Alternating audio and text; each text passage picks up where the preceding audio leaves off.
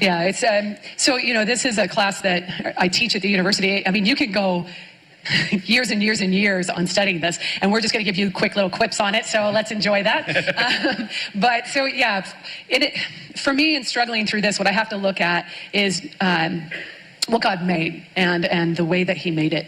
So for me, in answering this question, looking at God's sovereignty and the free will of man, I have to consider, does God actually has he made humans in his own image, okay, with autonomy? Is that a real thing that he's done? Now, immediately. So the Imago Dei, from what she just said, involves autonomy. And I just immediately challenge that from a biblical perspective. Where do you get that biblically? The Imago Dei requires the ability to interact, but autonomy? I really struggle with how anyone can ever use the term autonomy of the human will. There are so many statements where God says, you ain't, I am. Just read the 33rd Psalm. Entire nations plan and God says, ain't happening.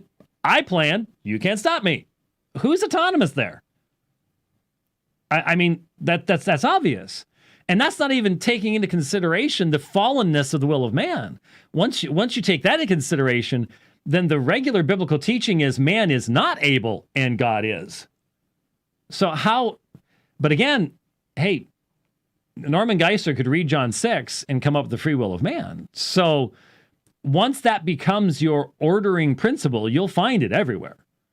You end up making havoc of the text of Scripture, but you'll find it everywhere. But autonomy? I mean, do you know what autonomy means? Self-law. How can the Imago Dei involve autonomy unless what you're saying is the Imago Dei makes another God? There is one autonomous will in the universe, and it's God's. And if there are two autonomous wills in the universe, there are no autonomous wills in the universe.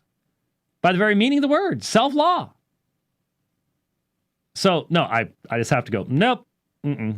And I think he has. Like, our autonomy is not God's autonomy, but I believe there's a reflection of that in every human being. Our autonomy is not God's autonomy. Then it's not autonomy, is it? See, we can talk about creaturely freedom. We can talk about the creation of man within the realm of createdness, but that must be separated from uncreatedness. So why even use the term? I mean, self-law. Let's just remember what it's self-law. Can we talk about creaturely freedom? Can we talk about acting within the realm God has created us to act within without knowledge of future events? Can we talk about God holding us accountable for acting upon the desires of our wills based upon our knowledge?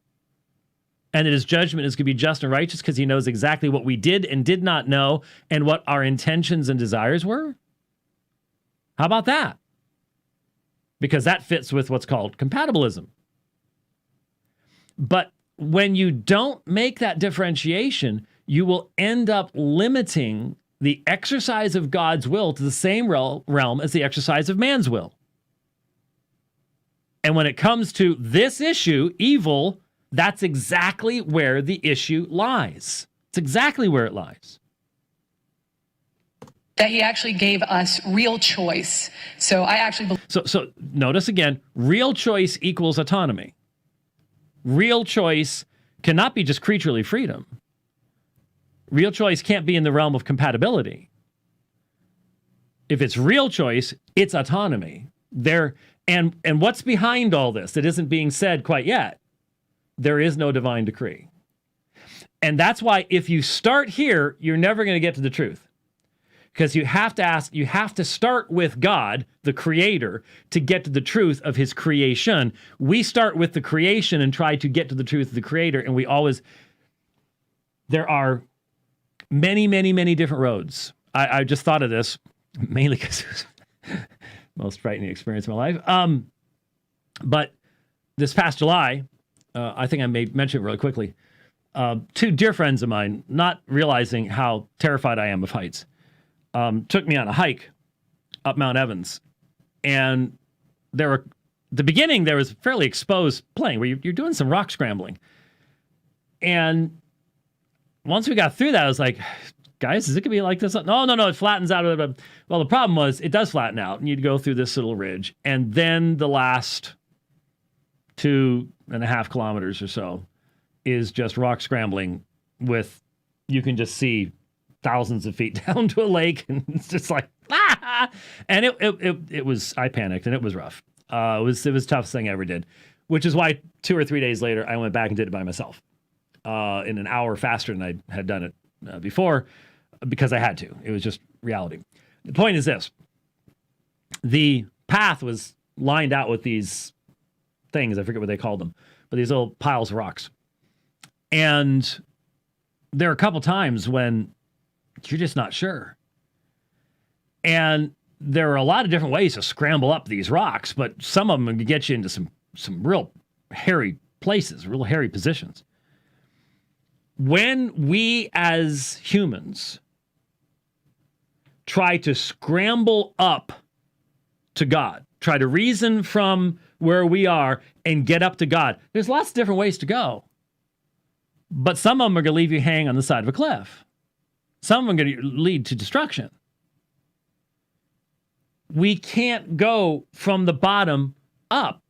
And as Christians, we don't need to. The path's been marked by divine revelation. And we can start with what God says about himself, make that our primary assertion. We have to start, you start with God, what God has revealed about himself, and then you reason down from that to mankind. If you go the other direction, and you see, these are all apologists, and so I get it. That is the most offensive thing you can do to the natural man. The most offensive thing you can do to the natural man is to say you can't start with yourself, you've got to start with God. There's an instant submission, but from the Christian perspective, isn't that fundamentally obvious? There can't be an instant rebellion. You are either going to be in submission to the recognition that God's God and you are his creature, or you could be in rebellion against that. And if you're rebelling against that, you're going to be placing God in the position of answering your objections. So for all those religious systems that do not see man as fundamentally in rebellion against God and fundamentally dead in sin, you're going to go a different perspective, different way. Makes a huge difference as to what you're going to end up believing. No two ways about it.